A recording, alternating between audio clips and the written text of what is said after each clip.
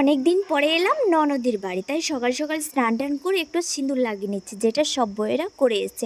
আর আমি একটু হাতে করে সিঁদুর নিয়ে যাচ্ছি বোনের কাছকে। দেখো বোন এখানে কি করছে, আর বোনকেও একটু সিঁদুর লাগিয়ে দিলাম।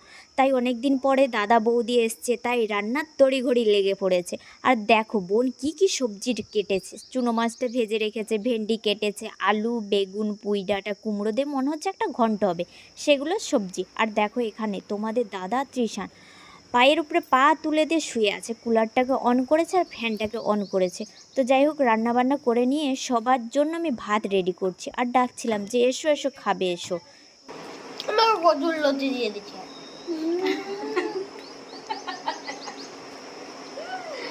আজকে নাকি আবার কচুলতি রান্না করেছে। তো আজকে বলছিল তৃষান আজকে নাকি আমি কচুরলতি রান্না করেছি। তো তৃষান জানেই না পুঁই ডাঁটা কোনটা কচুরলতি কোনটা। তো চলো টাটা, দেখা